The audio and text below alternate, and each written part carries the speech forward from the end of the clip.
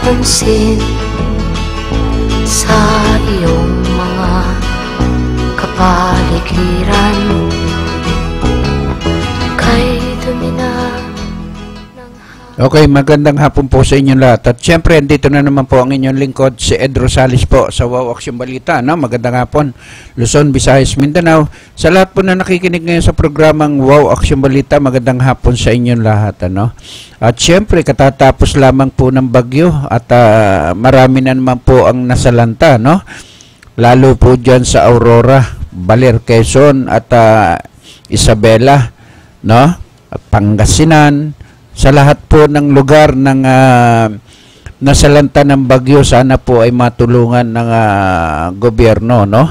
Para doon sa kaawa-awa nilang nagiging kalagayan, sapagkat talaga naman pong kapag nakita nyo yung mga ilang taon na po yun, yung isang matandang babae na nasira po yung kanyang bahay, paano niya nga naman magagawa yun? 80 mahigit na ang kanyang edad. Kaya siyempre at iyan ay makikita lamang po natin na talagang ang nasabing bagyo ay wala pong pinipili, ano? Kung saan po yan makadapo, doon talaga masasalanta po ang nasabing lugar na yan. Mabuti na lamang po at ganyan lang na ang mga namatay. No, bukod doon sa mga namatay na mga nasalanta at na mga nasirang mga bahay ay talaga naman pong makikita nyo, no? Yung dapat ay maisip ng ating gobyerno, yung ating mga opisyal ng ating pamahalaan kung paano at pag-aaralan yung lahat ng posibilidad na magagawa ng kanilang administrasyon. Sapagkat kung makikita nyo, halos sa ilang presidente na po ang nagdaan, dapat mapag-aralan na po nila at napag-aaralan po ng kanyang mga kabinete kung papaano po gagamutin ang nagiging problema po sa ating bansa. Ang number one pong problema sa ating traffic. Pangalawa po, yung sinasabi po nating pagbaha sa iba't ibang lugar na kaunti lamang ang baha ay kaunti lamang ang ulan, ay makikita mo na lumulubog na po yung bawat lugar na mabababa. Dapat yun po ang pinag-aaralan, no, ng ating pamahalaan kung paano po natin masusolusyonan yung nasabing nagiging problema sa ating bansa, yung pagbaha, korupsyon. Kasi pagka yung korupsyon hindi po mawala, wala pong mangyayari sa ating bansa. Kailangan talaga labanan na po ng taong bayan yung korupsyon, no? Huwag po nating iboto yung hindi lumalaban sa korupsyon. Kapag ang mga kandidato ngayong 2016 ang kanya lamang pong plataforma ay yung pagandahin, no? Yung lugar o kaya tulungan yung taong bayan o kaya yung kanya nasasakupan. Wag na po nating iboto yan. Dapat ang laging nasa kanyang isipan, mawala po yung korupsyon sa kanyang administrasyon, no? Yan po sana ang pangunahing pag-aralan ng ating mga mananalo sa 2016. Senador man yan, presidente man yan, o anuman ang kanyang tungkulin. Kapag siya ay nanalo ngayon 2016, ang unang-unang pag-aralan po nila, tanggalin po yung korupsyon sa ating bansa. Tanggalin po yung mga nasabing sobra-sobra kung makaporsyento doon sa mga proyekto ng ating mga kontratista. Alam niyo kung bakit? Bago nga naman sila makakuha nila yung check nila at bago sila makakuha ng kanilang project, kailangan magpaluwal muna sila ng kanilang pera, ng sarili po nilang pera, sapagkat hindi po sila mabibigyan ng mga proyekto na kanilang gustong applyan o ibid, no? para makasali sa bidding. Ang nangyayari po sa atin kunwari may bidding pero kanila pa rin po. No? Kagaya dyan sa mga LRT na yan, MRT, no? Napakarami po niyan. Pero wala pong katinuan ang ating transportasyon. Number 1, korupsyon. Pangalawa, ang pagbaha. Pangalawa, yung trapiko. No? Pangalawa, yung pagbaha. Pang-apat, yung pagbibigay ng proteksyon doon sa mga lumalalang mga transportasyon, kung saan po pumaparking, kung saan po pumaparada. Yan po yung pagbibigay ng proteksyon. 4 lamang po yung kailangan tanggalin agad natin. Kapag ka sila ay halimbawa ay gusto nilang tumakbo sa kanilang posisyon, unahin po natin tanggalin yun na sabing 4 na nakakasagabal sa ating bansa at nakakapagpahirap sa taong bayan. Number 1, korupsyon. Pangalawa, traffic. Pangatlo, yung nasabing pagbibigay ng proteksyon sa iba't ibang mga transportasyon. Di ba? At yung pang-apat, yung pag nagbibigay ng proteksyon doon sa mga illegal, gaya ng drugs. Nako, mahirap naman po yung sinasabi natin na talagang ganun na lamang po tayo lagi. Wala na pong pag-asenso ang ating bansa. Ang mayaman lalong yumayaman. Ang mahirap lalong naghihirap. Yung nagsusumikap ayaw namang pagbigyan. Nakita nyo lahat po ng gustong mag-abroad. Nagpapakahirap, uma-apply, no? Nagbabayad para lang makaginhawa ang kanilang pamilya. Kaya iiwanan po nila yung kanilang mga pamilya at magbebenta po sila ng kanilang mga lupa, mga baboy, para lang maka-abroad sila. Pero pagdating po sa abroad, pinagmamalupitan naman po ang mga manggagawa na yan. Kaawa-awa naman po yung ating mga kababayan. No? Pagka ang Pilipino umabroad, hindi mo malaman at hindi mo maintindihan yung mga pinapipirmahang kontrata rito pagdating sa ibang bansa, lalo doon sa mga balasubas na mga employer, ay talaga naman pong makikita nyo, binabago po nila. Ano nga naman magagawa ng isang babae, no? At isang walang karanasan, no? Kung hindi pumayag na lang sa kanilang kagustuhan. O di ba nga, halos sunod-sunod po yung pagpatay sa mga OFW. Masasabi nating yan ay kapabayaan din po ng ating gobyerno.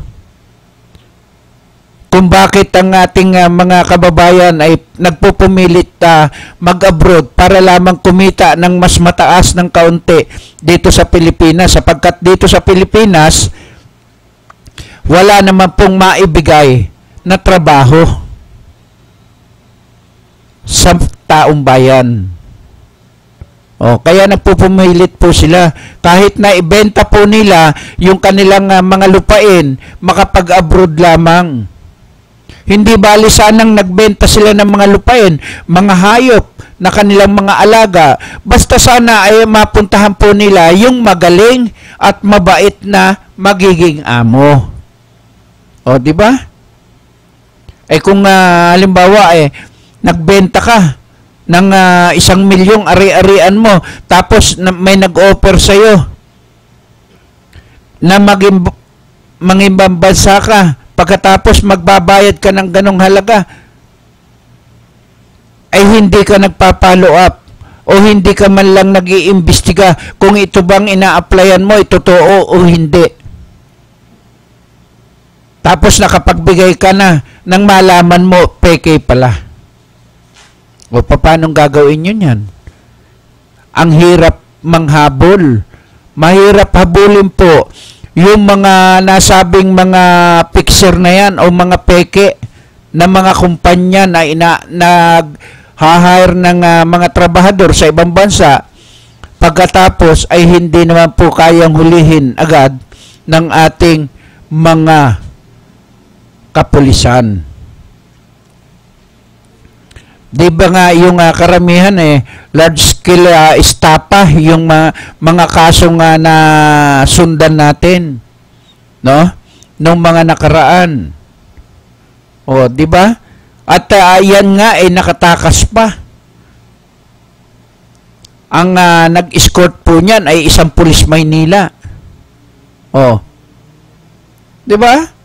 Nakakalungkot isipin na hawak ng autoridad, nakakatakas pa. Dahil yung corruption hindi po mawala yung kutungan, ilagayan. At kapag umiral po yung nasabing kutungan, no? At yung kahirapan ng buhay, kahit pulis po ay tumatalikod sa kanilang sinumpaan tungkulin. Bakit nga kung ooperan nga ng malaki, sige na sir, at punta lang po ako dyan. Bigyan ko na lang po kayo ng 50,000. Hindi po nyo kikitain agad-agad dito. Ilang buwan din po yung sweldo, samantalang kung papayagan nyo po ako, pupunta lang po ako dyan at kakain, ay magkakaroon agad kayo. Isang kisap mata ng 50,000. O ba't hindi nga papayag yung pulis? O, di ba? Tatalikuran niya kung kinakailangan ng kanyang sinumpaan tungkulin. Hindi na po niya naisip na kung kaya siya nag-apply sa pagiging pulis para bigyan ng proteksyon ang mamamayan, yung mga talagang nangangailangan ng tulong ng kapulisan, pagkatapos nagkaroon ng problema dyan sa mga fixer na yan at nahuli, pagkatapos bigla silang ooperan ng mas malaking halaga para lang pakaulan, ay papakaulan po nila. O, di ba? Anong kwenta? Anong kwenta nung ating kapulisan kapag lagi na lamang po silang nakatatakasan?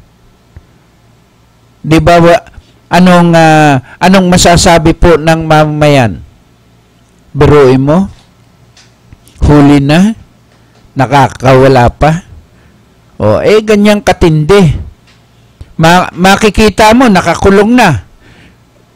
Pagtalikod lamang ng complainant pagbalik mo, kinalingguhan, nakapagpiyansa na, no bill, pagkatapos nakakalaya na. O, di ba marami pong pangyayaring ganyan sa ating bansa? Dito lamang po yan sa Pilipinas nangyayari. Pero sa ibang bansa po, nakita nyo, kapag nagkamali po kayo ng pasok, kulang ang dokumento nyo, kulong kayo. Huwag nyo sabihing milyonaryo kayo, huwag nyo sabihing hari kayo. Kapag pumasok po kayo sa ibang bansa, tiyak makukulong po kayo. O, di ba? Yung nasabing anak nang nasabing si Chavez, si Congressman Chavez Singson. Oh, di ba? Nakulong po. Oh. Dahil nakunan ng nasabing bawal na gamot. Oh, di ba? Napakarami po. Pero dito sa atin, kapag sila ang pumasok dito sa Pilipinas, bulto-bulto po ang dala, pagkatapos wala pang mahuli yung ating mga tiga-pideya. Pagkatapos pati mga kapulisan, pati yung mga judge, piskal, bulag at pipi.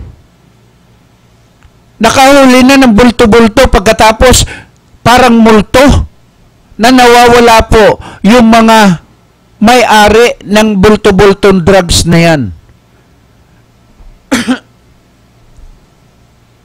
kapag ka umiral yung pera-pera system. Yung protection, money protection, no? Sa ating bansa hindi po mawala. Bakit hindi po natin gayahin? Kung kaya nating gayahin, yung ibang bansa, kapag ka sinabing kulong yan, nahulihan yan, kahit traffic violation sa kanila, o yung reckless driving, mahigpit po sa ibang bansa. Pero bakit pagka dito sa atin, ay hindi po natin kayang ipatupad o masunod yung alituntunin? Pumunta ka nga lang doon sa Subic eh. Pagpasok mo doon sa loob, pang international traffic sign. Oh, bakit nakakasunod po ang Pilipino? Hindi po natin nagagawa doon sa Subic o doon sa Olongapo, yung nasabing pagre-reckless natin o yung paglabag natin sa trapiko. Kasi takot kayo eh. Biruin mo, pagka nahuli ka, tutubos ka sa ibang bansa na. O, di ba? Kulong ka kapag ka lumabag ka sa kanilang alutuntunin. Okay, dakuha naman po natin yung mga nag-file ng COC, no? At yung kanya-kanyang bakbakan na, no? At dito, pag start ng kampanyahan, makikita nyo na po yung talagang maninipis ang pagmumuka at yung makakapal ang pagmumuka ng mga nangangampanya. Biruin mo ka, gamit ang pera ng taong bayan, no? Sa kanilang pangangampanya. O wag nyo sabihin sa akin hindi pera ng taong bayan yung ginagamit ninyo sa inyong pangangampanya. O si Attorney Francis Tolentino. O, ang lalaking ng ads niyan sa dyaryo. Saan po siya kukuha ng mga nasabing panggastos niya?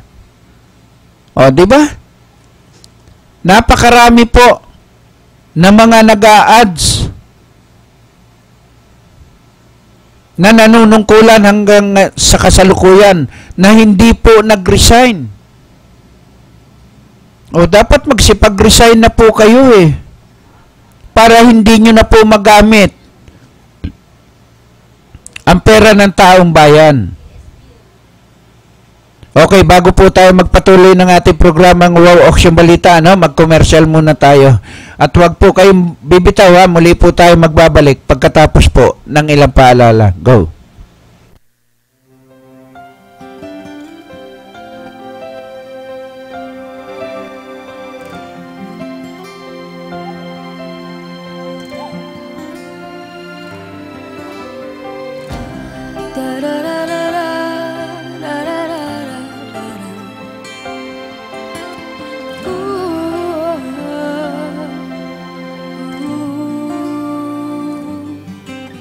Sa puso, sa isip, at sa panaginip, kasama kapiling kita. Laging mayroong bukas, laging may pag-asa, pagkat tuwing ay naandun ka. Malayo na, abot kamay ka na, aking padarama, pag-ibig na walang kasing ganda. Darating din ang umaga na dala-dala'y pag-asa, ang ngiti sa puso ay magdarama. Araw ay muling sisikat, tanglaw sa bagong pangarap, dahil kahit kailanman o nasan ay abot kamay kita. Sa pangungulilay, laging iniisip naroon at naghihintay ka.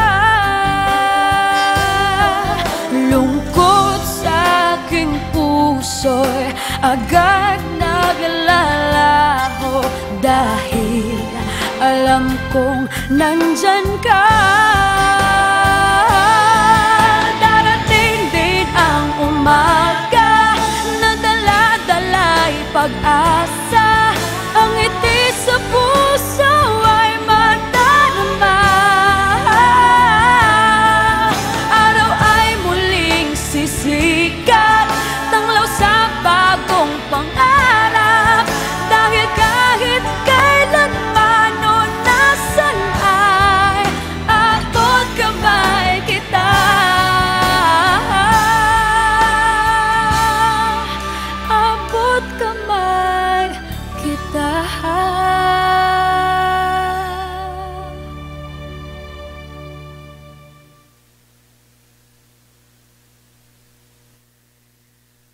Pabahay ang pangunahing benepisyo ng Pag-ibig Fund. Pero marami sa atin ang may pangangailangan sa kalusugan, edukasyon at pang-araw-araw na buhay. Kaya ngayon, may Pag-ibig Loyalty Card. Sa Loyalty Card, maraming gamot, mas mura.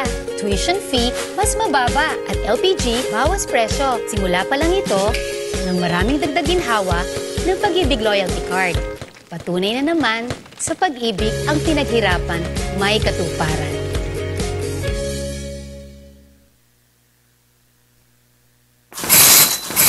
Eto na, kalusugang pangkalahatan. Binibigyang halaga nito ang pagkakaroon ng PhilHealth Card ng bawat Pilipino. Kapag may PhilHealth Card, tiyak na makakatanggap ka ng maayos na serbisyong pangkalusugan. Di na problema ang pagpapagamot sa ospital. At kahit si tatay lang ang miyembro, ang buong pamilya kasama sa benepisyo. Kaya dapat may PhilHealth Card tayong lahat. Mag-enroll na sa pinakamalapit na PhilHealth office.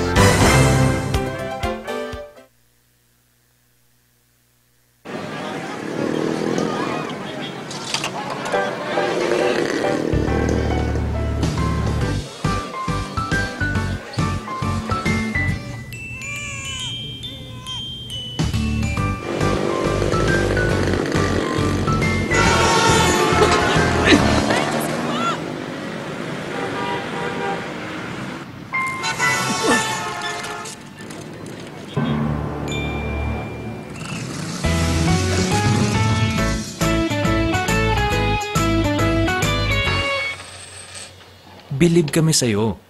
Sa tuloy-tuloy mong hulog sa SSS, protektado ka at yung pamilya. Mag-member na.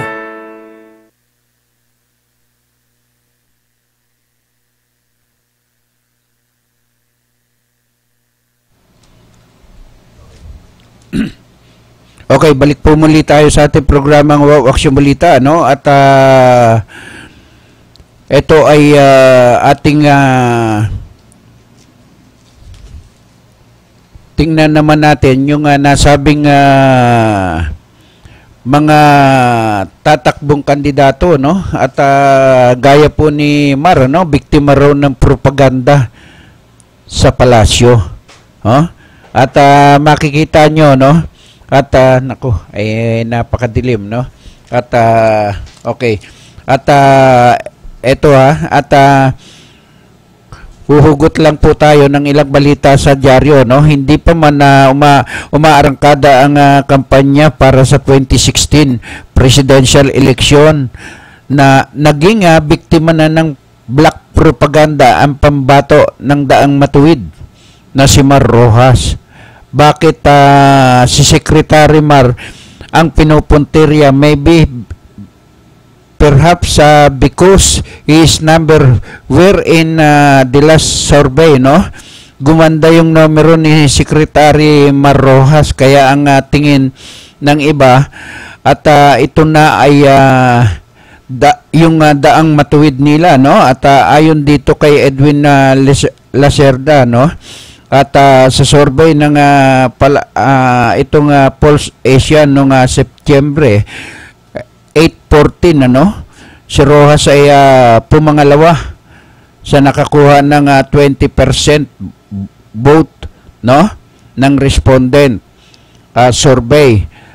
na nangunguna kay nasabing Senador Grace po na may 26% nung Hunyo, no? At ito yung sinasabi natin na hindi pa umaarangkada, no? Yung kampanyahan ay bakbakan na sila agad ngayon, ano?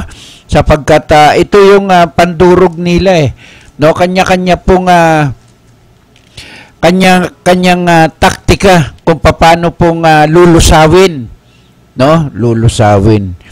Sisiraan ang lahat po ng malalakas na kandidato. Ang malalakas na kandidato lang naman gaya po ni Jojo Marbinay, no? Yan ang malakas na kandidato sa totoo lang, no? Ang pinakamalakas po sa mga kakandidato ngayon ay si Jojo Marbinay, no? Bagamat nag-number 1 po si Grace po sa nasabing survey, kulelat pa rin ang nasabing si Mar Rojas. Napakalayo po ng distansya niya, no? Dahil sinasabing isang dosena lamang ang kukuning presidential ang papayagan, no, na tumakbo sa pagka-presidente. At dapat nga lahat po ng mga tatakbo ngayon ay halimbawa kagaya po ng mga sinampahan ng kaso, no, ng ombudsman. Ay paano po yan? Mga tumakbo po lahat ang mga kinasuhan ng nasabing ombudsman. Pero nakakatakbo pa rin po. O, di ba? Nakakatakbo pa rin po sila. Kaya malalakas po ang loob ng mga nasabing tatakbo sa politika at gumagawa ng iba't ibang anomalya habang sila'y nanunungkulan. Wala po silang takot Hindi po sila, kahit suspindihin po sila, makakatakbo pa rin po sila. Marami pong mga paraan sila, no? Kagaya nung pandudurog po kay Grace po, no? Tapos si Attorney Tatad lumantad naman. Lumantad. At siya naman ang nagrereklamo. Oh, di ba? Kung hindi po nag-number 1 si Grace po, hindi po siya dudurugin ng kanyang mga katunggali. Oh, naniniwala po kayo na sa kasalukuyan, sa kasalukuyan, yung sinasabi pong daang matuwid ni Mar Rojas, aywan ko kung totoo sa kanya yon. Pero wala pa pong nakakakita doon sa tuwid na daan na sinasabi po ni Mar Rojas at ng Palasyo. Wala pa po. Magmilagro po kayo baka sakali na may makita po kami doon sa tuwid na daan po ninyo. Pangalawa, yung po sinasabing si Senador po, no, na laging number 1 sa survey. At kaya siya ang number 1 dinudurog ng kanyang mga katunggali. Dadalawa lang naman ang naglalaban sa ating bansa. Naniniwala po ba kayo ang naglalaban lamang po sa atin sa pagka-presidente? Itong nasabi si Grace po at saka si Jojo Marbinay. Hindi po ako naniniwala na itong nasabing si Mar Rojas ay magna-number 1 sa mga survey. No? Imposible. Sapagkat marami po siyang inupuang posisyon sa kanyang panahon hanggang sa kasalukuyan. Pero wala pong tuwid na daan na nangyari. Oh. Sino po ang mas mahal ng mga OFW? Di ba si Binay? Kasi siya yung maraming natulungan. Oh. Wag po nating ipagdamot. Wag po natin tingnan yung mga sinasabing isinasampa po sa kanya ng mga tiga-ombudsman. Ay sabi nga inapura daw yung pagsuspindi sa kanyang anak na mayor sa Makati, no? Dahil nalalapit na po ang eleksyon. Kaya po 'yon, ang sinasabi po natin, kapag ka itong nangyari ngayon na dalawa po na mga kaibigan ni Joseph Estrada, no? Si Jojo Marbinay ay nasuspindi at hindi po pinayagan tumakbo, at saka si Grace po ay matanggal sa line-up din at hindi rin po payagan na tumakbo sa pagka-presidente. Tsak! Tatakbo po ang dating presidente, si Erap. Dahil wala na pong makakalaban kapag ka nangyari po yun, at wala po siyang manok na ilalaban sa nasabing tuwid kuno na balubaluktot na daan ng nasabing si Presidente Pinoy. No? Kung makakasuhan po yung dalawa, kung makakasuhan at matatanggal sa lineup at hindi na mapayagang tumakbo sa pagka-presidente, ibig sabihin si Mar Rojas na po ang panalo sa pagka-presidente. Hindi rin po papayag ang nasabing grupo ni Erap, no? Na walang tumakbo sa kanilang grupo. Sapagkat parang imposible. Ako, naniniwala ako, no? At ito, sa akin lang palagay, no? Kapag kayong dalawa ay hindi po pinayagan na tumakbo na sa pagka-presidente dahil masasampahan sila ng kaso doon sa nasabing mga isinasangkot sa kanila, na hanggang sa kasalukuyan ay wala naman po napapatunayan, kung hindi sa ombudsman pa lamang po naman lahat ng kaso, at wala po sa korte, no? Ang korte lamang po palagay ko ang makakapagsabi na hindi na po sila papayagan na tumakbo pa ngayon 2016 eleksyon, hindi ang ombudsman, sapagkat hindi po sila ang korte, no? May Supreme Court Kapag kayong pangyayari na yan ay natupad na ang nasabing dalawa na tatakbong pagka-presidente, si Jojo Marbinay at saka si Grace po, wala na pong dahilan para may na hindi manalo ang grupo ng tuwid na daan nila, no? Ay kung ako, hindi po papayag. Tiyak na magkakaroon ng problema kapag kaganyan na natanggal yung dalawa sa pagka-presidential candidate, no? At sana kapag ka nangyari yun, hindi naman natin pwedeng turuan yung nasabing mga tiga-ombudsman na yan, sapagkat may sarili silang investigasyon.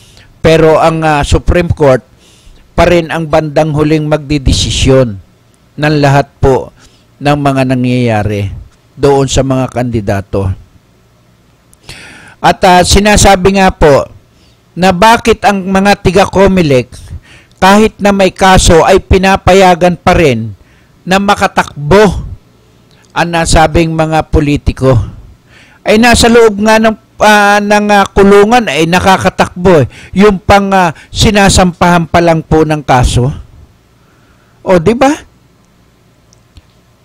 Kaya nga po sabi natin, walang pangil Walang pangil po yung mga tiga-COMELEC Magsasalita po sila, sasabihin nila, dito lamang po natin ilalagay ang lahat ng mga paraphernalias, o yung mga idinindicate, yung mga poster dito, yung designated area para dikitan ng mga poster na yan, pero hindi po sinusunod yun ng mga politiko. Ay kahit na kailan, wala naman po nasampahan ng kaso ang mga tiga-COMELEC.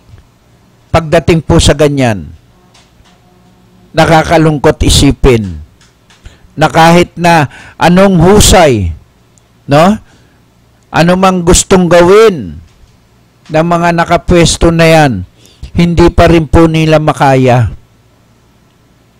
Sasabihin kulang sa tao. Oh, di ba? Hindi naman nila maiikot ang buong Pilipinas kasi kulang sila sa tao. Oh. Ba't pa tayo nagkaroon ng COMELEC kung kulang pala kayo sa tao at hindi nyo kayang ipatupad yung batas ng COMELEC, yung batas ng mga kandidato sa iba't ibang lugar ng ating bansa. Oh, di ba? Okay, at dito naman po tayo, no? Sa nasabing yung extension ng registration tablado sa Kongreso, no? At ayon dito sa sa pahayagan, tablado sa liderato ng mababang kapulungan ng Kongreso ang suhestyon ng ilan sa kanilang mga kasamahan na palawigin pa ang Biometric Registration Commission on Election, COMELEC, dahil masisira ang diskarte ng pagdidisiplina sa mga mamamayan. Maliban dito, tinabla rin ni House Committee on sino to? At yan, hindi at ito ay tinabla rin ng House Committee on Surveillance ang Electoral Reform o Chairman Rep. Fred Castro na pabutuhin ng maaga ang mga nagtratrabaho sa call center dahil walang butas para rito, no? At sa panayam naman kay Castro, layong itinatakda ng deadline ng COMELEC para sa magkukumahog ang mga mamamayan na magparehistro habang may oras kung nais nilang makaboto sa susunod na taon. Yan po yung mga mga mambabatas, at dito ay kailangan natin ay magpa-biometrics pa, no? Dati naman mayroon na tayong biometrics pero kailangan pa rin ulitin, no? At ako nga ay nakapagpa-biometrics na ako, pero ang inaano natin baka mamaya ay hindi rin tayo makaboto kapag dumating yun na sabing eleksyon, no? Kailangan po natin yon. At doon ay makikita po natin na talagang yaan ay kailangan ng taong bayan. At yan po yung ang mga maswerte po ngayon natatakbong pagka-mayor, yung incumbent ay inares, no? Wala pong kalaban. Wala pa raw pong lumalaban, no? At yan po yung nakalagay sa isang pahayagan, Halos walang kalaban si incumbent City Mayor Casimero June Inares III, no? Matapos niyang maghain ng Certificate of Candidacy o COC para sa kanyang re-election bilang punong ehekutibo ng lalawigan nitong nagdaang Biyernes, no? At kasama ni Mayor Inares ang kanyang asawang si Andrea Bautista Inares, ang kanyang ina na si Rizal Governor Nene Inares, Rizal 1st District Congressman Jack Duabet, at ang mga official kandidato na binubuo ng Nationalist People Coalition o NPC na National Unity Party o NUP at Liberal Party LP. Si Inares dating Department of Environment and Natural Resources o DNR Assistant Secretary at Laguna Lake Development Authority o LLDA General Manager ay isang 2-termer governor sa lalawigan ng Rizal bago tumakbo at nanalo noong 2013 kung saan tinalo niya si dating Mayor Danilo Lively. Si Josefina Gatlabayan, incumbent councilor mula sa NPC at asawa ni dating Antipolo Mayor at Congressman Angelito Gatlabayan ang makakatandim ni Inares. Naghain naman ng naghain naman ang TV host na si Chiki Kurowa, puno ng kanyang unang COC para sa First Congressional District o Antipolo, habang si Congressman Romeo Acop ay tatakbo bilang congressman ng 2nd District ng Antipolo, no? At talagang napakaswerte nung mga po walang mga kalaban, ano? At yan po yung mga sinabing parang sila na lang po ang anak ng Diyos. Gaya po ng Pasig, wala pa rin pong makakalaban ang nasabing ating mayor, no? At dito rin sa Parañaque at wala pa rin pong makakalaban ang nasabing mayor ng Parañaque. Kaya napakaswerte po nila. Sa Maynila, marami pong makakalaban si Erap, yung Bagatsing, Lim, no? At Muntinlupa kaya. At hindi po natin no? At sabi nga natin susubukan natin na anuhin ang nasabing mga tiga Muntinlupa para na sa ganon ay malaman natin kung ano po ang magandang gagawin, no, sa Muntinlupa. At yan, ano, hinahanap natin yung telepono ng nasabing yan ng aanuhin natin, ano, at subukin mo nga tawagan ng Parañaque, yung PIO ng Parañaque, kung pwede nating ma-interview.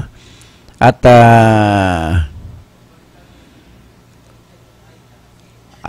ano, ang number nila 829-0866, ano. Kung pwede nating ma-interview ang chief ng PIO ng Parañaque, si Eva Nono, no? At para na sa ganon ay o kaya ay yung kung sino man ang pwede nating ma-interview sa nasabing ano, tungkol po dito sa nasabing pagtakbo ng ating mayor, no, na si Edwin Olivares, sapagkat aalamin lang natin, no, at kung sino-sino yung magiging kagrupo ng nasabing wala sumasagot pero nagre-ring. Bakit ganon? Subukan mo yung isa, 826-0011, no, para malaman natin, 826-0011, no. At yan po, at para naman sa ano, no, at siguro yan yung kung sino yung pwede nating ano, no, ay kung pwede ma-interview ka mo. At yan, ano, at tungkol dito sa pagtakbo ni Mayor, no, pagpapile ng COC kung sino makakalaban niya, no. At para malaman lang natin kung sino yung mga kagrupo niya. At yan yung ang gusto natin makibalita kung totoo na walang kalaban si Mayor sa Parañaque. At yan ay gusto nating alamin at makumpirma, no? Ay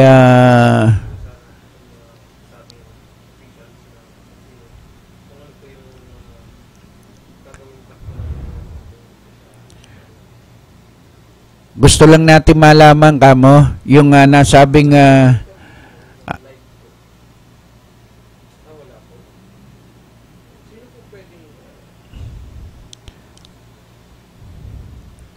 para malaman lang natin kung totoong walang kalaban si Mayor. Ganon. Okay. At sino yung kausap mo? Sino? Assistant ni Evan Uno? Si Sir Dylan? Nasa meeting. Okay. At sige, at pwede bang makuha natin yung number ni Mar Jimenez? Para oo. Kung may number para makakuha lang tayo ng tamang impormasyon. At kung totoong walang kalaban si Mayor, no? At yan ay gusto natin na ma-confirm no? Kung talagang at hindi natin kasi ang gusto natin ma-confirm natin, no? Kung yan yung natin, At gusto natin kasi ma-confirm natin, no? At hindi naman na pwedeng yung aanuhin natin basta na lang tayo magsasabi na wala siyang kalaban, ang pinakamaganda sila mismo ang malaman. Busy? Okay, tawag-tawagan mo nga at para na sa ganon ay baka sakali tayong maswertihan natin, ay yan yung gusto natin na malaman, kung papaano at kung totoo na wala nga silang kalaban. Ay yung kay Mayor Maribel Eusebio nga at subukan natin 642-8892, no? Kung pwede nating ma-interview si Mayor, no? Alamin lang natin kung totoong walang kalaban si Mayor, no? Ma-interview lang natin. Ma-confirm natin. Oo. Phone-patch interview na lang.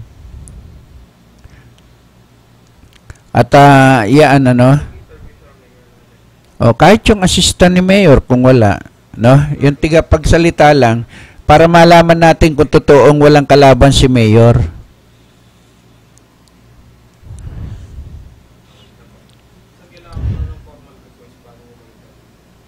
Ganun. O sige, hingi mo na lang yung email ad nila. Oo, para para makapagpadala tayo ng makapag-email tayo ng ating para ma-interview natin si Mayor, no? At mo na lang. At yan yung gusto nating malaman kasi na kung totoo na walang kalaban si Mayor, ano, sapagkat si Mayor ang walang nangahas na lumabang kay Mayor ng Pasig, ano, at gusto natin na malaman, no, kung totoo, no, kung ito ay gusto natin, no, kagaya po ng Muntinlupa, no, yan yung ano natin, no, at gusto natin na ang talagang yung magaganda ang naging track record nung nasabing butihing mayor ng Pasig, sapagkat siya lamang ang halos sa buong Metro Manila ay yaan yung ano, no, ay makapag-ano tayo para na sa ganon ay malaman natin kung kailan sila ano, no, at makapag-request tayo ng interview at sa kanyang tanggapan para malaman natin kung ano yung ano nila, no, yung magandang performance kasi ni Mayor, yun talagang ano natin, at walang nangahas, ano, walang nangahas na lumaban, kaya sa ating palagay, no, hindi pa ipinanganganak yung mga lalaban, no, at para dyan sa mga nasabing ano na yan. At okay, bago tayo magpatuloy ng ating programa, no, ay mag-commercial muna tayo. Wag po kayong bibitaw, muli po tayo magbabalik pagkatapos po ng ilang paalala. Go.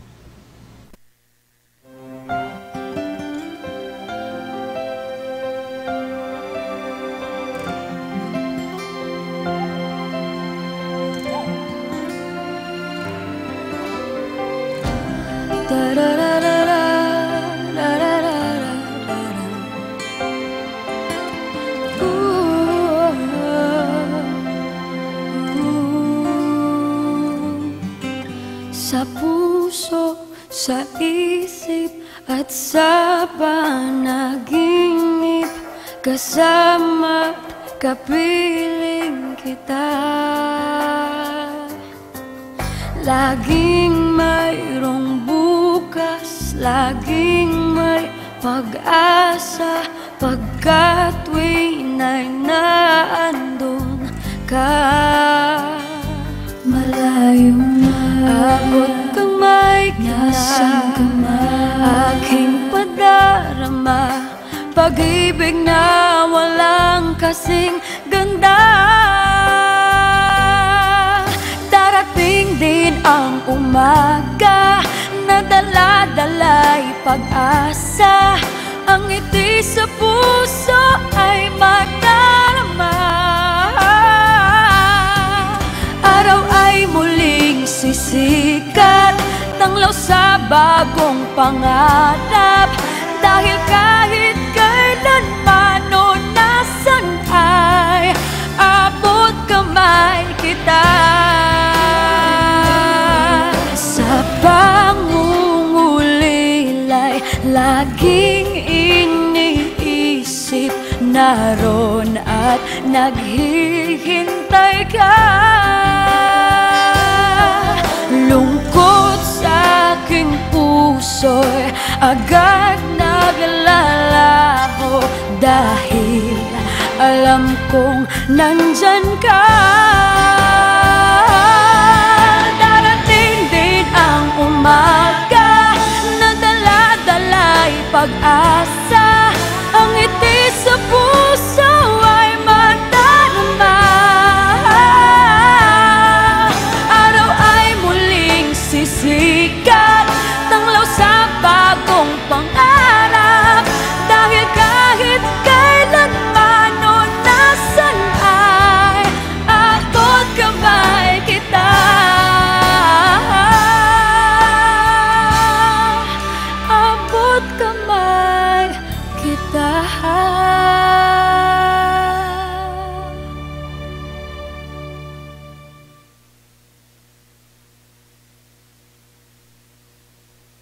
Pabahay ang pangunahing benepisyo ng Pag-ibig Fund. Pero marami sa atin ang may pangangailangan sa kalusugan, edukasyon at pang-araw-araw na buhay. Kaya ngayon, may Pag-ibig Loyalty Card. Sa Loyalty Card, maraming gamot, mas mura.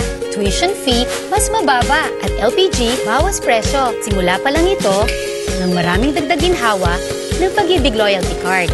Patunay na naman, sa pag-ibig ang pinaghirapan, may katuparan.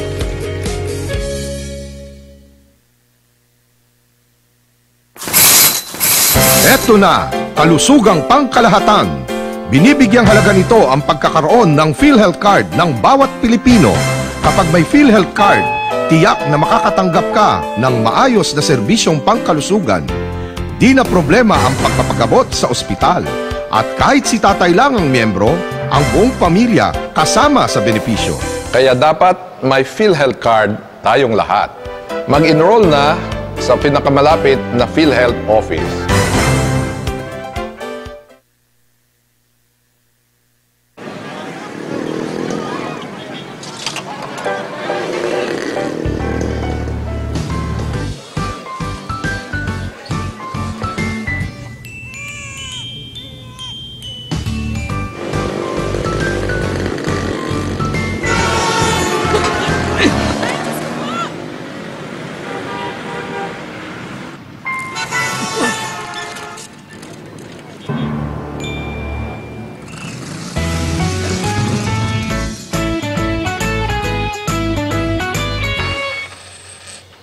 Bilib kami sa'yo. Sa tuloy-tuloy mong hulog sa SSS, protektado ka at yung pamilya. Mag-member na.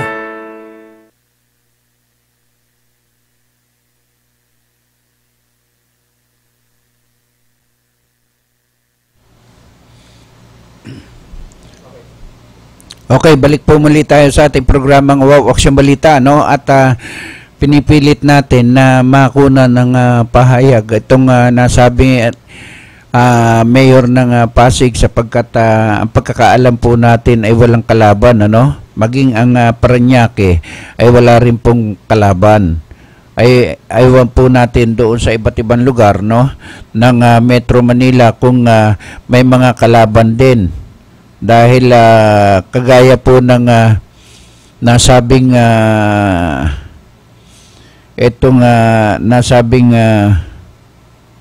kagaya ng nasabing mga mayor dito sa iba't ibang lugar ay meron naman, may mga kalaban po sila. Ay aywan ko kung Muntinlupa siguro ay kung merong kalaban. Yan po yung ating mga gustong malaman, ano, kung meron ding kalaban ang Muntinlupa. Sapagkat hindi mo masasabi na halos karamihan po ng mga tumatakbo ngayon ay meron ng mga kalaban sa iba't ibang lugar, no? Subukan mo nga tawagan itong tuktukan, itong headquarters ng police, 642-3582, no? Sa Taguig yan, ano? At kung pwede nating ma-interview etong nasabing hepe ng Taguig Police, ha? Busy? Okay, at busy rin, ano? At yan, at gusto natin na makuha yung mga ano nila, no? At siguro dahil sa yaan yung ano natin, no? Ay etong ano naman ng teka, marami na ang nasabing ano yung mga nangyayari ngayon, ha, ay siguro sa bawat lugar at hindi natin malaman, ano, kung itong mga nasabing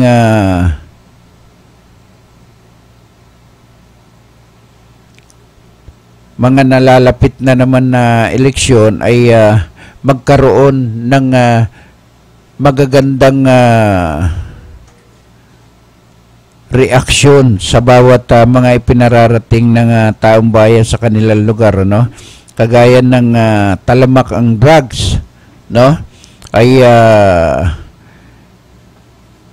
dapat yan ng anuhin natin na mabuti para na sa ganon ay mayroon tayong makuhang mas magandang impormasyon, no?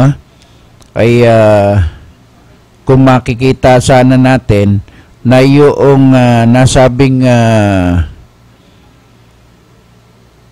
hindi maganda, no? Para sa ating mga kababayan, yung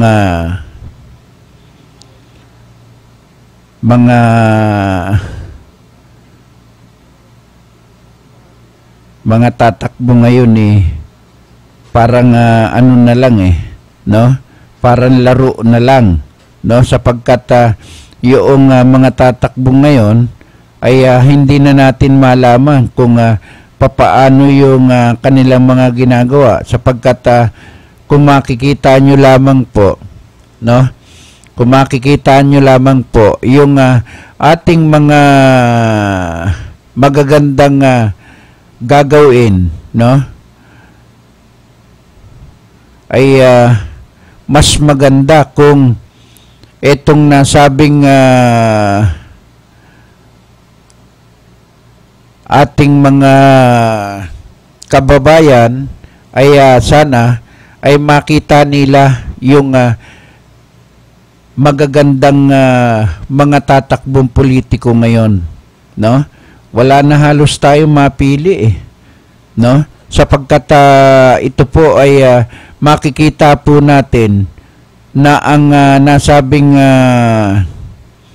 kapag tayo ay pumunta roon sa kanilang mga lugar, hindi na po nagiging aktibo, lalo kapag nananalo na po sila sa kanilang mga no, sa kanilang pagkandidato, ay makikita po natin, no? Ay siyempre tayo naman ay ang gusto lamang naman natin ay malaman, no?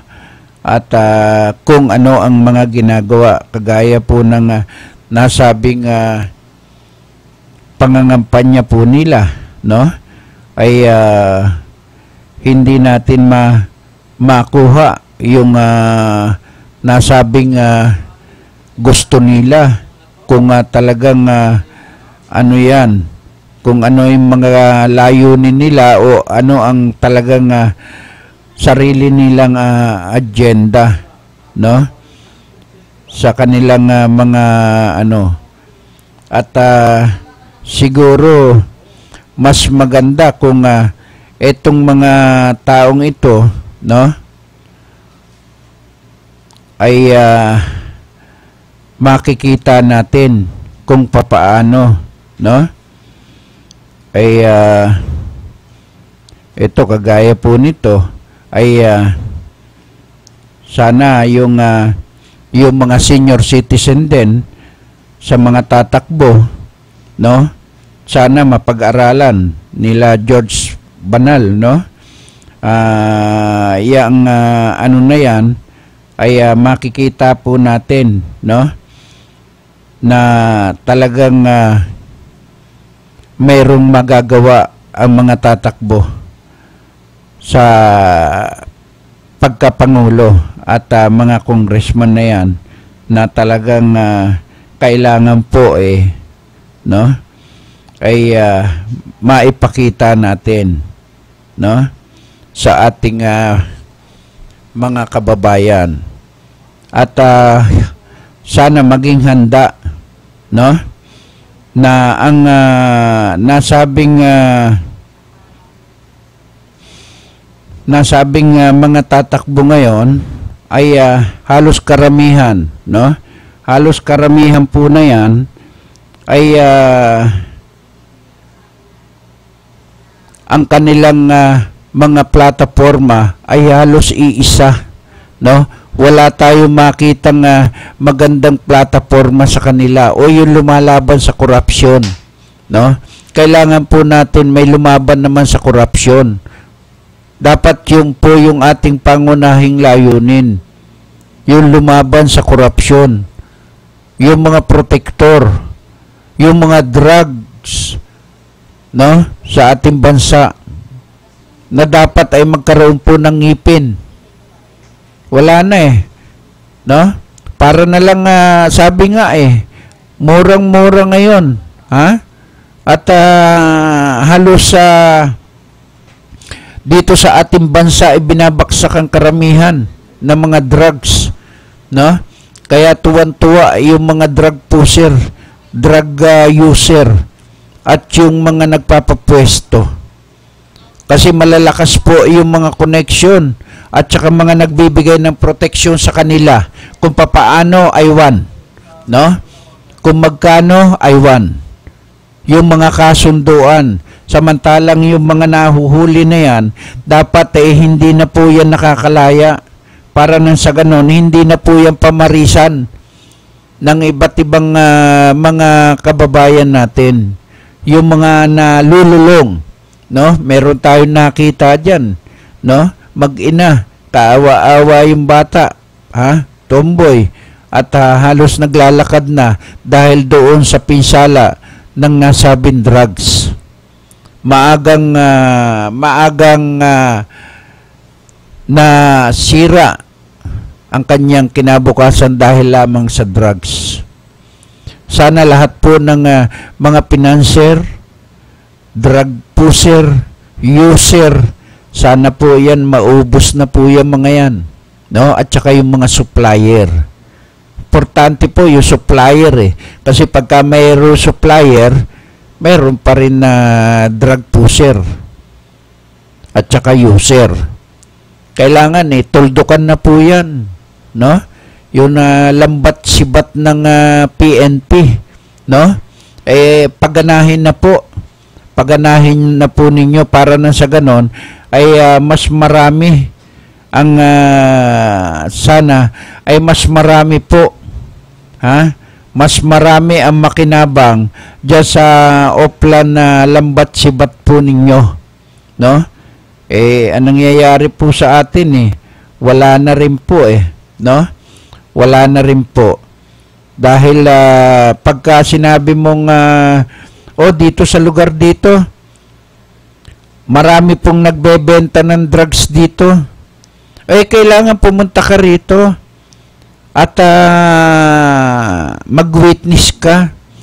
Sino ba naman yung nagbibigay ng impormasyon pagkatapos sasabihin ninyo lumantad ka para nang sa ganun makatiyak tayo. Di ba? Nakakalungkot isipin na ikaw na itong nagmamalasakit pero wala pa rin po, no? At walang magawa ang ating kapulisan kagaya ng mga nasabing mga illegal connection na yan. Pag ipinarating mo po sa Meralco ay wala po silang magawa.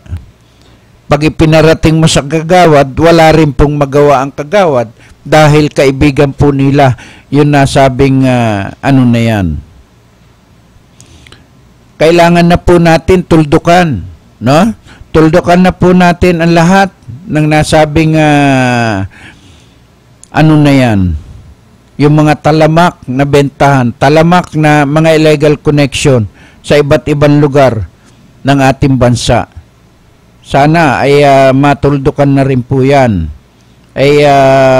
Nakakalungkot lamang isipin na ang nasabing mga may-ari, no, ng mga bahay na yan na nilalagyan ng connection, illegal connection, dapat ay sila mismo ang mahuli, no? Sila mismo ang mahuli para nang sa ganon ay sila ang makulong, no? Di ba? Wala pa rin, no? Wala pa rin nangangahas na manghuli sa mga illegal connection. Dahil paano sila manghuhuli? Wala rin naman mangyayari kahit na anong iparating mo, no? Kahit anong gawin mo at iparating mo, ay sila pa rin ang talagang mangunguna, no? Diyan sa nasabing mga talamak na pagbibigay ng proteksyon. Biruin mo, may monthly yan, no? May monthly silang nakukuha sa nasabing ano na yan. Kung iisipin po natin paano sila magkakaroon ng monthly, no? Pag hinuhuli sila ng pulis, tapos sasabihin ng pulis, magmulta kayo, illegal yan no? Tapos papakawalan yan, nagbayad na sila, no? Tapos magbabayad pa uli sila dahil dyan sa mga nagbibigay ng proteksyon. Kaya po hindi mawala-wala yung mga tao, no, na talagang gumagawa ng hindi maganda dahil talamak talamak po yung nasabing ano natin, talamak din po yung pagbibigay ng proteksyon at hindi mo naman pwedeng turuan. Sasabihin sa iyo, bakit sino ka ba? Hindi naman ikaw ang nagpapakain sa amin at hindi naman ikaw ang nagbibigay ng pera sa amin para kami kumain. Sa bagay, tama yun, no? Kung iisipin natin na magkakaroon pa ng ganyan, wala na. Sa buong buhay po natin ay magkakaroon pa rin po tayo, no?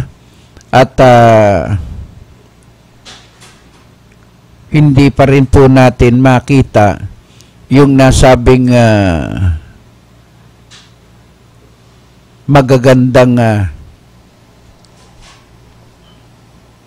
ginagawa ng ating mga kababayan, no?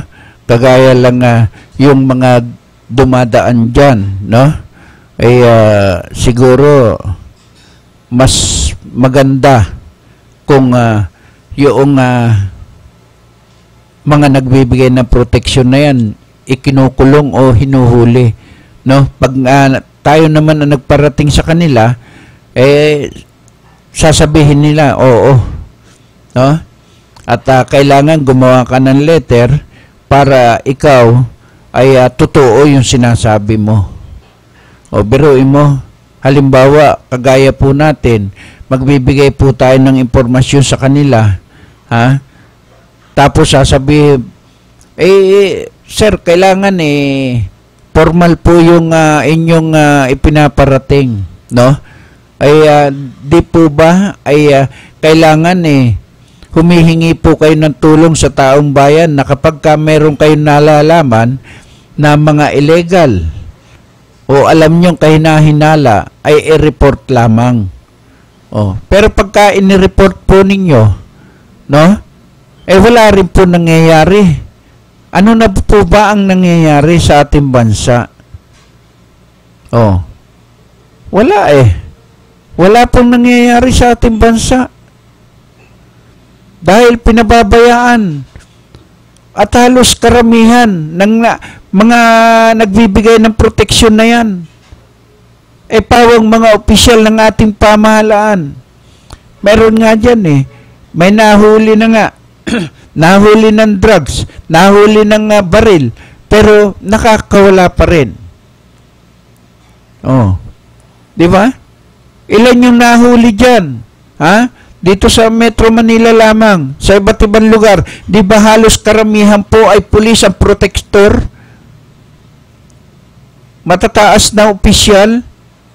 Pero ang karamihan po nahuli, yung mga maliliit lamang.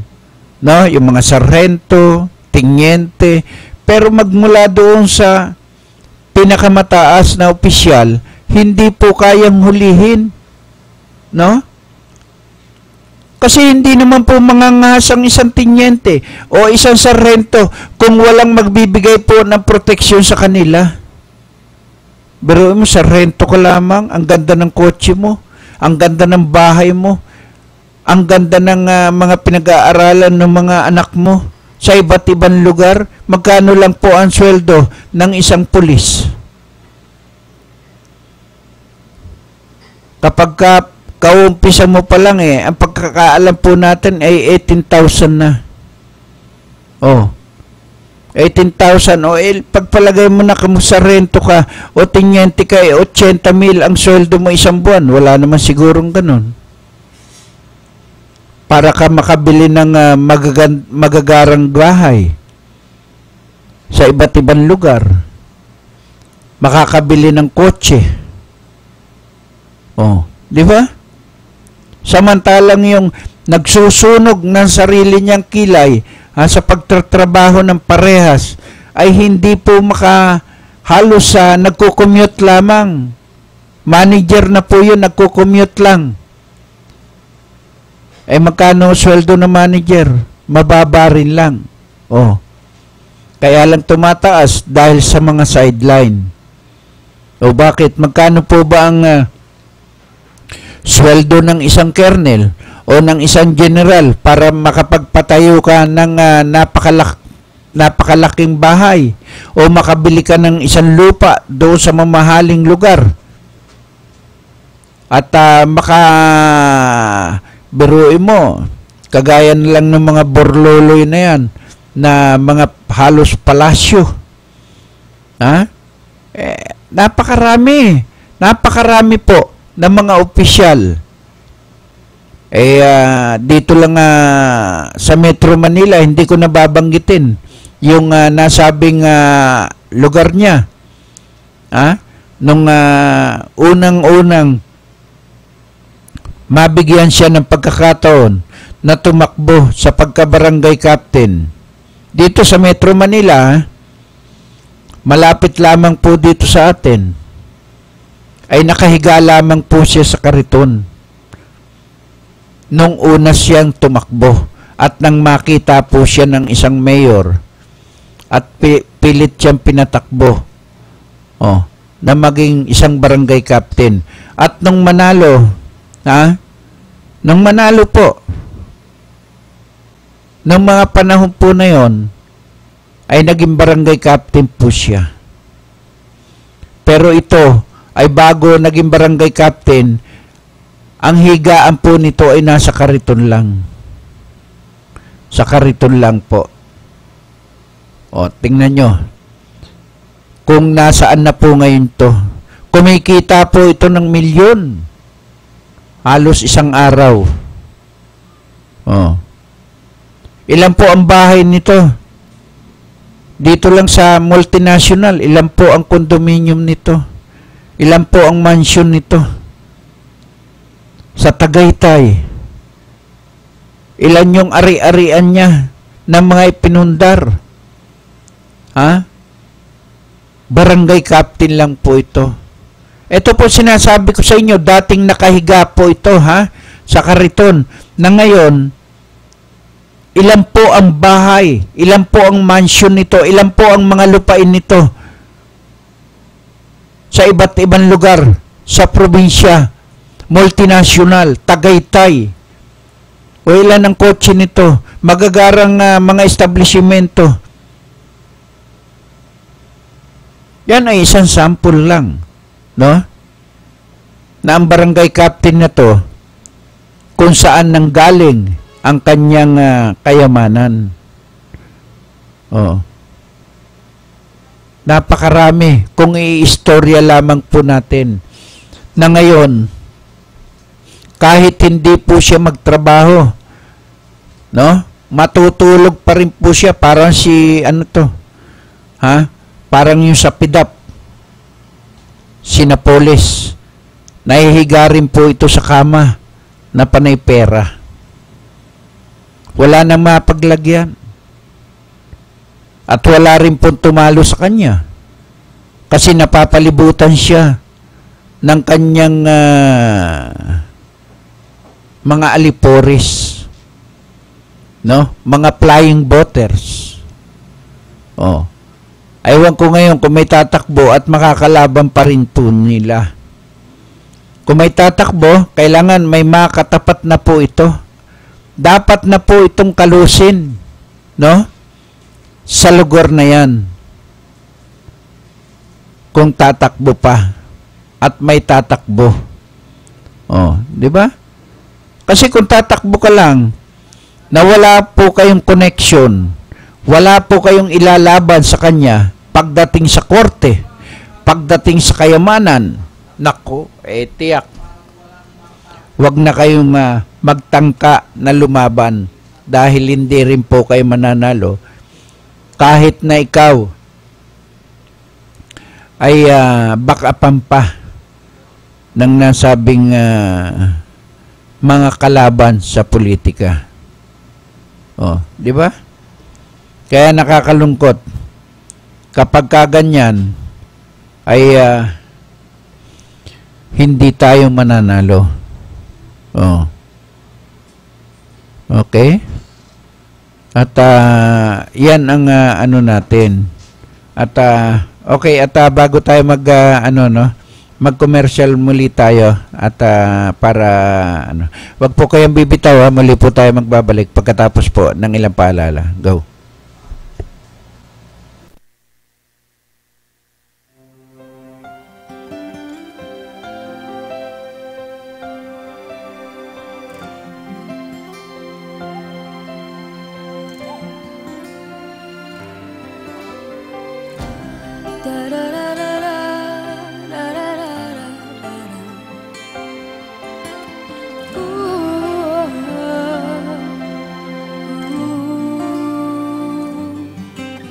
Sa puso, sa isip at sa panaginip, kasama kapiling kita. Laging mayroong bukas, laging may pag-asa, pagkat tuwina'y naandun ka. Malayo abot kamay ka na, aking padarama, pag-ibig na walang kasing ganda. Darating din ang umaga na dala-dala'y pag-asa, ang ngiti sa puso ay madarama. Araw ay muling sisikat, tanglaw sa bagong pangarap, dahil kahit kailanman o nasan ay abot kamay kita. Sa pangungulilay, laging iniisip, naroon at naghihintay ka. Lungkot sa aking puso'y agad naglalaho, dahil alam kong nandyan ka. Darating din ang umaga na dala-dala'y pag-asa, ang ngiti sa puso ay madarama. Araw ay muling sisikat, tanglaw sa bagong pangarap, dahil kahit kailanman o nasan ay abot kamay kita. Abot kamay kita.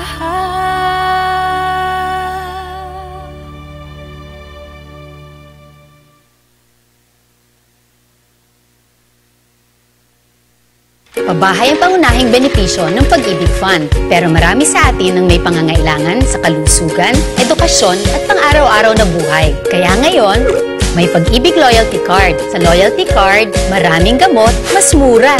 Tuition fee, mas mababa. At LPG, bawas presyo. Simula pa lang ito ng maraming dagdag ginhawa ng Pag-ibig Loyalty Card. Patunay na naman, sa pag-ibig ang pinaghirapan may katuparan.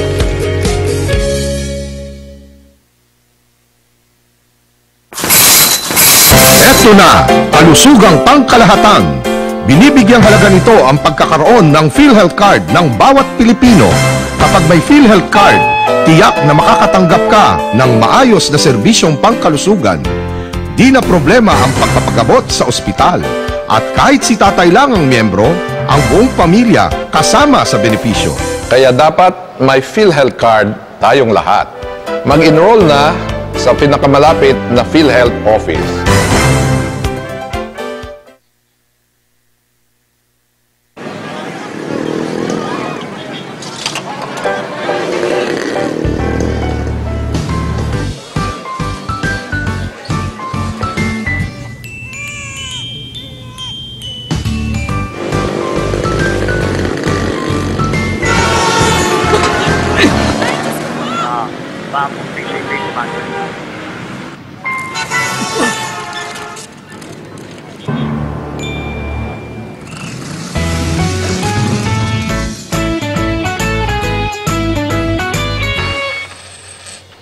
Bilib kami sa'yo. Sa tuloy-tuloy mong hulog sa SSS, protektado ka at yung pamilya. Mag-member na. Okay, balik po muli tayo sa ating programang Wow Action Balita, no? At nasa kabilang linya natin si Eddie Buwan. Eddie, magandang hapon sa iyo. Nako, maraming salamat sa pagkakataon pinagkaloob ko, no? At ako natin dito sa tanggapan ni Major Roberto Macuni. Okay. Senior PCP Commander ng nasabing Dalpan, ano? Sa kabila ng balansing panig ng Katrina na kakailan lamang ay sinagawa natin sa lansangan. Alam mo bang nandito siya ngayon sa lugar ng PCP Dalpan, kapatid ng Gonzales? Okay, go. Kaya naman, taglay nito yung sinasabing disiplinado, di abusado, servisyo siya tao. Bakit yung mga nilalagay sa pagsubukan, like for example, ito si Otto Pente. Nang ako'y pumasok dito, mga nakatawa, si O.T. Alvarez, at ito naman si P.O.1 Di Guzman. Okay, go. At kung may pagkakataon tayo this time, I would like to tell you, I would like to invite men on uniform, no other than one of the very best na itinuturing ko, baka merong iniimbestigahan sa loob ng kanyang tanggapan. Okay. Si Major Roberto Macuni at itong si Teniente Manson. Okay. Kaya ako yung mabul ng oras, alam kong makakaabot naman tayo dahil na rin sa pagtungkol natin sa bawat PCP at sa bawat pinyanan sa mga ng barangay chairman. Okay, at mahaba pa ang oras natin, Ernie. Hanggang anong oras pa tayo, kapatid mo? Hanggang alas 5 tayo, hanggang alas 5. Ganun ba? Oo. Sana mapaulang tayo ni Major Roberto Macuni, no? Okay. May gusto ako. Okay. Macuni, si Teniente Maton at si Major Roberto Macuni ng PCP Dalpan ito. Okay. Take note na rin. At medyo abala siya rito. At mayroong mga kalawang nandito sa ating sa kanyang tanggapan, ano? Okay. Yung sinusulat niya sa isang papel.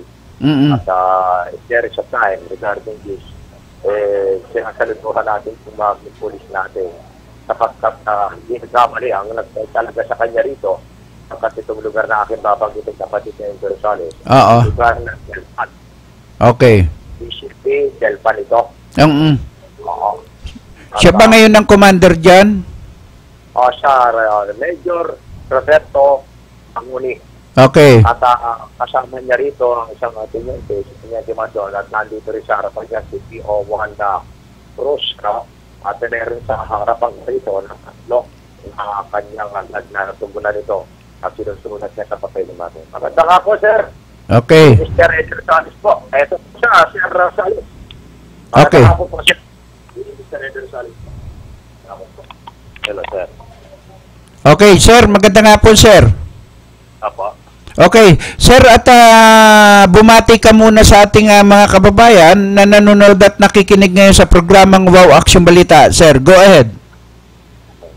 Magandang hapon po sa mga masubig yung taga-pagiging sa natutunan. Okay. At sir, ano ang paghahanda nyo ngayon? Nalalapit na po yung undas, ano? At ngayon, ber na rin po, ay ano ang paghahanda nyo bilang kayo ang commander dyan? Kasi pagka ganyan, pagka ganyan na nalalapit ang undas natin, meron kasi tayo rito na sa mesa, nasasakupan ako yung kerdos. Okay. Tapos yung mga galing ng probinsya, lumulabas dito. Yung iba naman na nasa Metro Manila.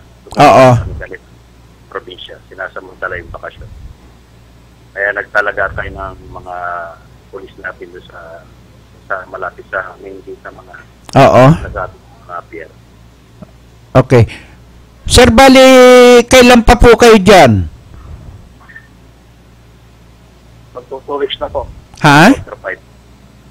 October 5 lang po. Okay. October 5. At sir, ano yung marami na po ba kayong mga pagbabagong ginawa dyan sa area na bago nyong hawak ngayon, sir? Sa ngayon po na bago lang tayo rito, hindi pa natin masyadong yung mga project natin, pero naumpisa na po natin yung mga dapat natin gawin sa nasasakupan. Okay. Sir, kumusta po yung okay, sir, kumusta po yung ating offline na lambat-sibat natin, sir? Epektibo pa ba? Opo, epektibo pa po ang lambat, yung offline lambat-sibat na. Nakatunayan po last week yung mga ulit kami mga pack-station po kung saan. Oo. Tuwa silang gumagamit ng pinagpapawal na gamit. Ayan. Oo. At dyan po ba, sir, pakilarawan nyo nga po dyan sa area ng Dilpan kung ano po yung pwede nating makita dyan sa area na yan. Yan po ba ay mga commercial area o mga ano yan, yung mga squatter? Yan po, sa mga informal settlers natin. Yung tinatawag nating Parola Compound tsaka yung Isla Puting Bato. Yung Isla Puting Bato. Opo. At okay, sir, at baka mayroon kayong huling mensahe sa ating mga kababayan na nanonood at nakikinig ngayon sa ating programang Wow Action Balita. Nasa inyong pagkakataon, sir. Go ahead. Opo. Pinapaalala lang po natin ngayong nalalapit ang undas saka nalalapit na Pasuan. Hindi naman po nagbabayang ang kapulisan natin, pero doble ingat din po tayo sa ating mga mamayan natin, lalo na yung mga uwi ng probinsya. Okay. Kung maaari po, huwag na silang magsusuot ng mga alaala nila. Ayun. Okay, sir, maraming salamat sa iyo, ha? Opo. Okay. Ernie? Okay, Ernie. Okay. Go. Ayan ang siya si Police Chief Inspector Roberto Corpus Manguni, sa PCP Commander ng Delpan nga. Okay. Ito nga, hawak ko ngayon yung pangalan ng mga suspect na sila Joseph Mamaratin. Okay. Kasi Aka Joseph ito. Okay. Ito ay nasa numero 1041 Gate 4, Parola Compound, Tondo, Manila. At dito ay may kaso itong murder. Okay. Sa pasasalamat na pinaabot natin sa bagong pinalagang Police Chief Inspector Roberto Corpus Manguni sa pagkatulad nga ng tinuran niya kanina ay gising ang kanyang mga pulis. Okay. Sa katunayan, nandito tayo sa kanyang tanggapan at ako'y nagpapasalamat at pinaulakan tayo ng nasabing Police Chief Inspector Roberto Corpus Manguni, Okay. At ay kanyang pinanawagan nga na maging maingat sa lahat ng sandali. Ito yung madalas ng panawagan sa mga kababayan natin na kung saan ay kung magagabi rito ay maging maingat ka. Okay. Para maiwasan yung pagsasamantala ng itong mga tinangturing na mga kalawang ng lipunan, kapatid na Eddie Rosales. Okay. Ernie, yaan bang area na yan ay squatter ba yan? Actually, may mga shanty rito, yung iba naman ay nalinis na. Ito naman ay agad tinuturugan na tulad ng mga inihanan ng pamayanan, barangay chairman na Pong Parsi, ay sinisilop naman ito. Okay. Ang siya panawagan na rin sa mga tanggapan ng DSWD, lalo na yung mga bata, na mga batang habok kung tawagin. Kaya bigyan din naman ng pansin, sapagat ang mga pulis naman ay hindi nagkukulang dito, kaya ako sinisigaw para marinig ng mga tama kinahulan. Higit sa lahat kay District Director Rolandes Ambalilana, kami po ay naririto, alam ko sumusubaybay siya sa ating programa, sapagat ako nagdala na rin sa kanya ng sulat. At nakuha ko nga itong si Teniente Monico Aliado ng PCP Gagalagin, ano? Okay. Karoon din naman at si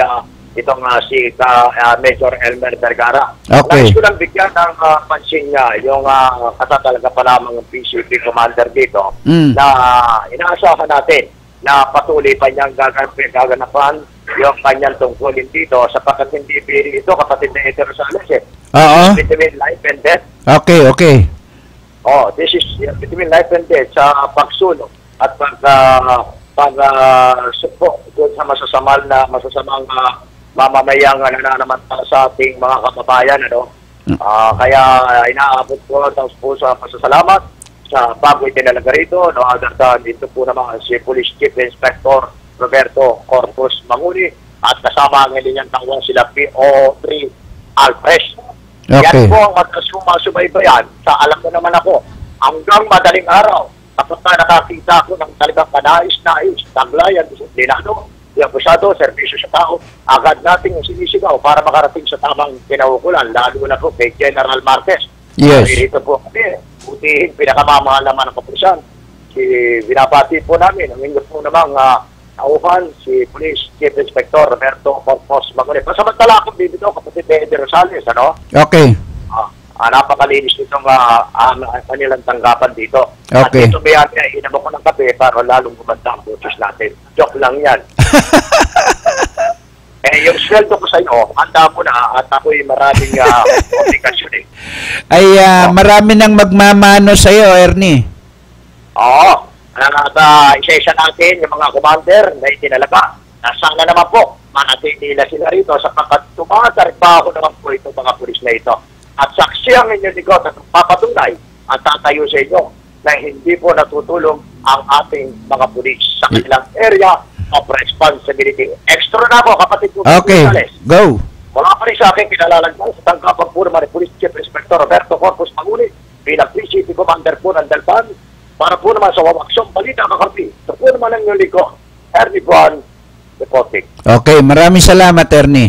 At yan po yung ating investigative reporter, no? Nandoon siya kay Major Roberto Mangoni ng WPD Delpan, ano? At yan po ay umiikot po sa bawat mga presinto.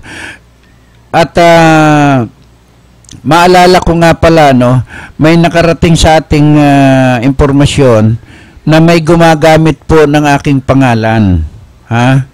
Ay pakiusap ko lang doon sa gumagamit ng aking pangalan. May pangalan ka naman, ay yun ang gamitin mo, wag yung pangalan ko. At kapag ka hindi ka tumigil ng kakagamit mo ng pangalan ko, baka mamaya ikaw ang karmahin, ginagamit mo ang pangalan ko, may pangalan ka naman, bakit? Mas magandang lalaki ba ako sa iyo? At ginagamit mo ang pangalan ko? Grabe ka, at ginagamit mo sa hindi maganda yung aking pangalan. Binibigyan kita ng babala. Sa lahat po ng gumagamit ng aking pangalan, saan man lugar yan, hanggang sa probinsya daw, nagagamit yung aking pangalan. Pati dito sa Metro Manila, nang hindi ko nalalaman. May nagparating lamang po sa akin na isang kaibigan natin sa hanap buhay na merong gumagamit sa akin ng pangalan. At kung saan-saan daw po lugar yan. Meron sa Angono, Rizal, Bulacan, sa probinsya hanggang dito sa Metro Manila. Tandaan mo, ikaw na yung gumagamit ng aking pangalan, ang pangalan daw nito alias Dick, ikaw alias Dick, umayos-ayos ka, pagka ikaw ay natsambahan ko na ginagamit mo yung pangalan ko at naitawag sa akin at nag-abot tayo doon, tiyak ipakukulong kita. May pangalan ka, wag mong gamitin yung pangalan ko sa hindi maganda. Mabuti na lang may nagmamalasakit sa akin at ginagamit daw yung pangalan ko. Okay, dakuan po natin yung nasabing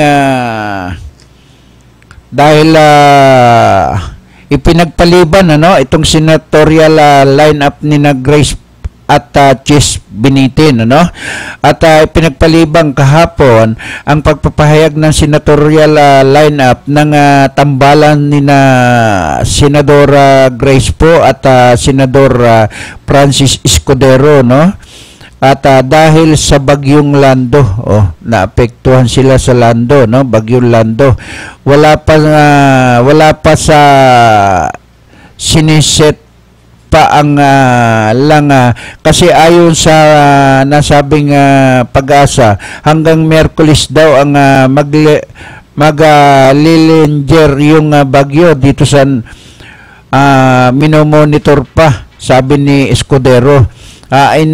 Inihayag lamang ang kompletong lineup ng senatoriable kapag tuluyan ng lumisan ang bagyo Lando sa bansa. Giit naman ni Valenzuela Mayor Rex Gatchalian at tigapagsalita ni Grace po, ito noon muna nila ang atensyon sa pagtulong sa mga nasalanta ni Lando at santabi muna ang politika. Our focus is helping those affected by the typhoon. We have placed politics and the back of burner. Ani ni Gatchalian, sa kasalukuyan dalawas pa lamang ang senatorial bid na inendorso nila po at Escudero. Sinabayan muna Representative Nery Colmenares at Manila Vice Mayor Esco Moreno. Yan pa lang ang kanilang senatorial lineup. At siguro sa mga susunod na araw ay makukumpleto na. Marami namang ang hindi pa kumpleto ang lineup. Aywan ko lang doon sa mga probinsya kung nakukumpleto na. Bihira naman ang makakakumpleto. Ang tambalang kagaya ng sinasabi ni Miriam Defensor na ang kanyang katandem di umano ay si Bongbong Marcos. Tapos lumabas din na ang katandem din ni Duterte ay si Senador Cayetano.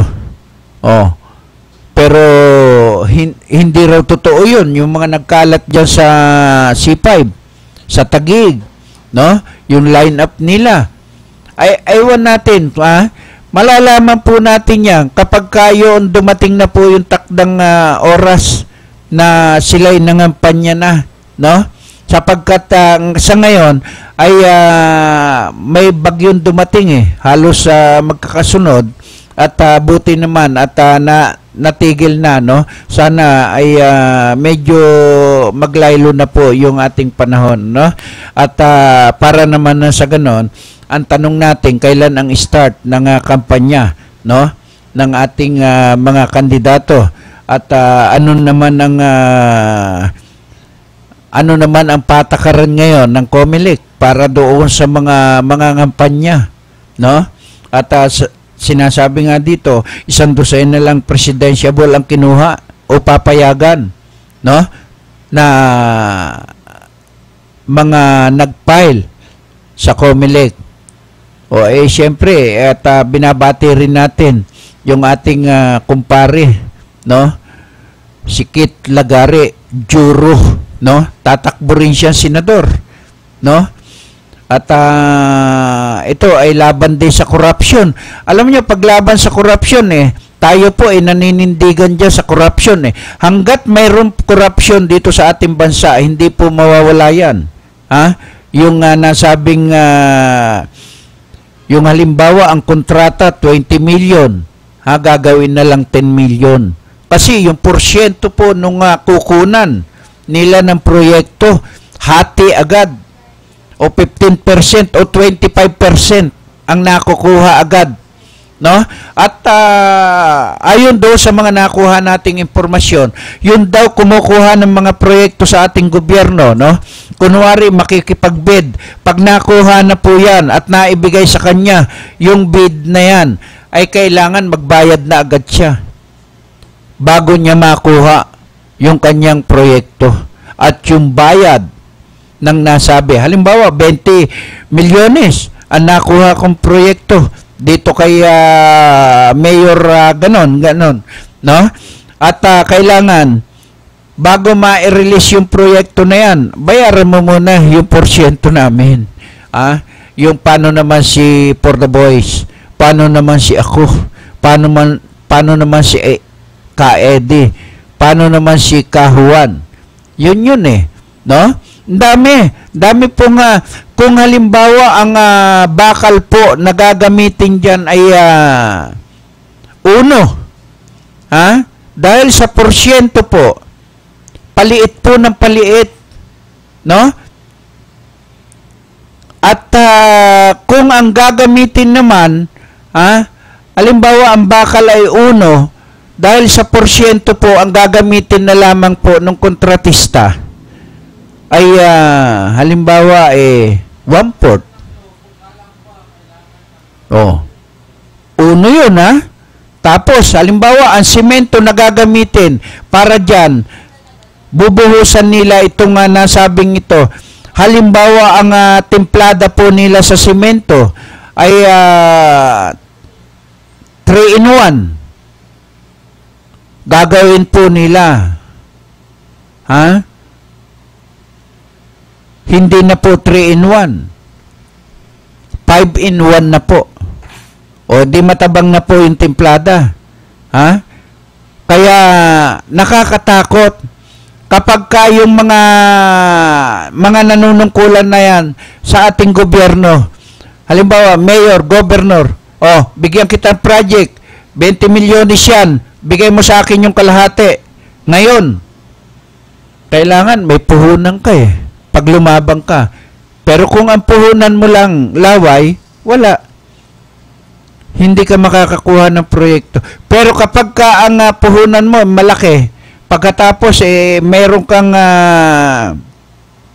lumabang ka sa bidding na 20 million, panalo ka. Bago ibigay sa iyo yan, meron ka bang 10 milyon? Ibigay mo na para makuha mo tong bid na to. Kung halimbawa 10 milyon nakuha mo, pero mo laway lamang at saka perma, 10 milyon na agad sa kanila, ay paano naman yung kontratista? Tapos ipakukontrata pa at magpapatrabaho pa siya. Kaya yung halimbawa 1 ay magiging 1/4 na lang. At yung 3-in-1 magiging 5-in-1. Diba? Ang tabang. Grabe. No? Kaya yung corruption sa ating bansa hindi po maaalis agad no? Kailangan may isilang na malinis ang budhi. No? Kailangan may isilang po na siyang hahalili sa mga yan at nang sa ganon ay maituwid. Pero sa ngayon, mahirap. No? Wala pa po. No? Kahit na yung mga manguhula, no? At pinakamagagaling manghula sa buong bansa, wala pa rin pong uupo na presidente na magiging magaling dyan sa ating Malacanang. Ang mga uupo pa rin ngayon, kung sakasakali na may uupo, ay yung bulong-bulungan. Halimbawa, ang nanalo, si Binay. Halimbawa lang yan, nanalo si Binay. Paano naman yung utang na loob? Utang na dito, loob din. No? Marami. Halimbawa, nanalo si Grace po. Yung mga advisor naman. Bulong dito, bulong doon.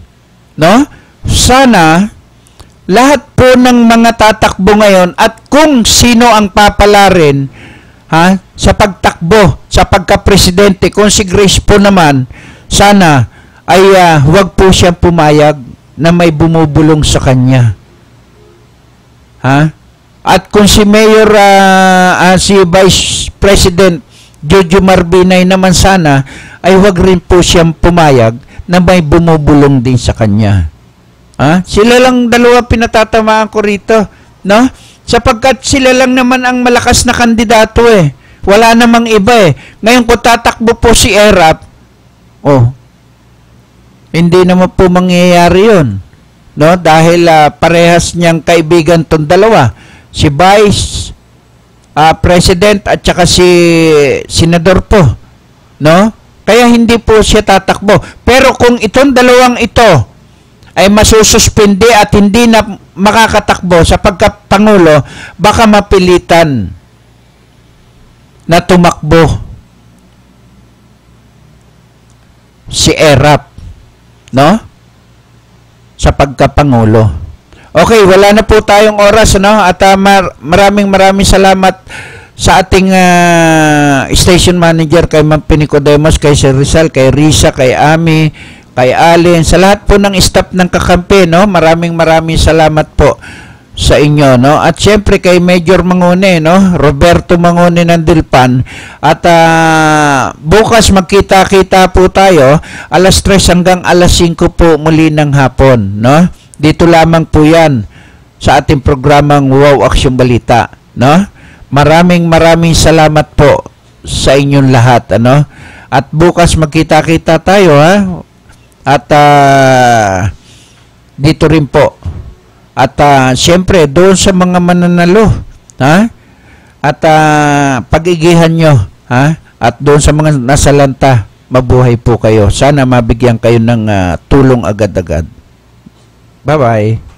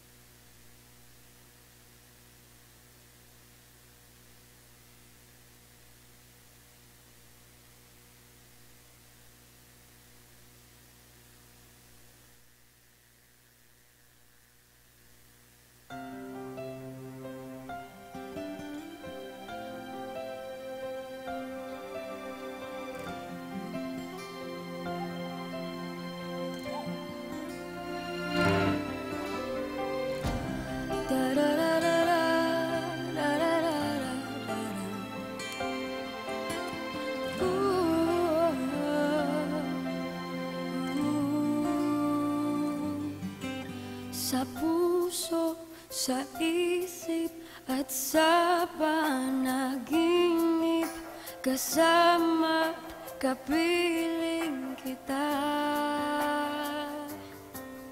Laging mayroong bukas, laging may pag-asa, pagkat tuwina'y naandun ka. Malayo na, abot kamay ka na, aking padarama, pag pag-ibig na walang kasing ganda.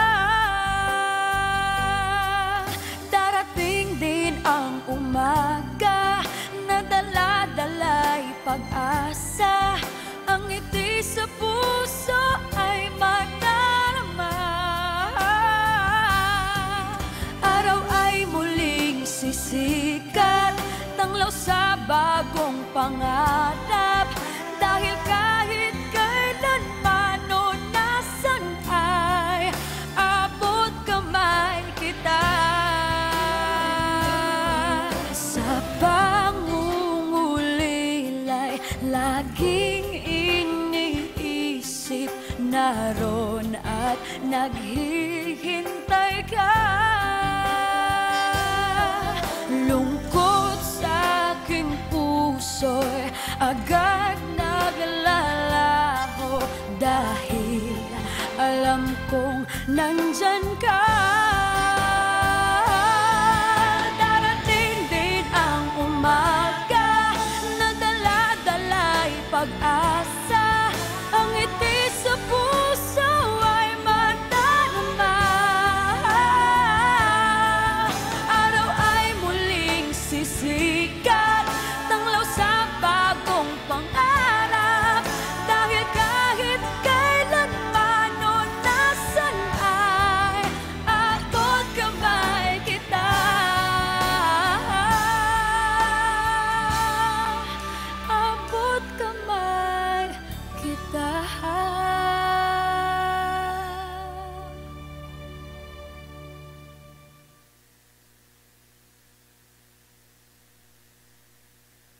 Pabahay ang pangunahing benepisyo ng Pag-ibig Fund. Pero marami sa atin ang may pangangailangan sa kalusugan, edukasyon at pang-araw-araw na buhay. Kaya ngayon, may Pag-ibig Loyalty Card. Sa Loyalty Card, maraming gamot, mas mura.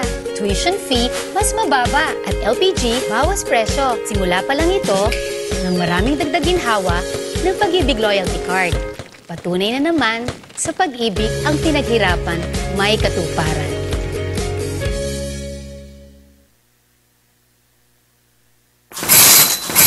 Eto na, kalusugang pangkalahatan. Binibigyang halaga nito ang pagkakaroon ng PhilHealth Card ng bawat Pilipino. Kapag may PhilHealth Card, tiyak na makakatanggap ka ng maayos na serbisyong pangkalusugan. Di na problema ang pagpapagamot sa ospital. At kahit si tatay lang ang miyembro, ang buong pamilya kasama sa benepisyo. Kaya dapat may PhilHealth Card tayong lahat. Mag-enroll na sa pinakamalapit na PhilHealth office.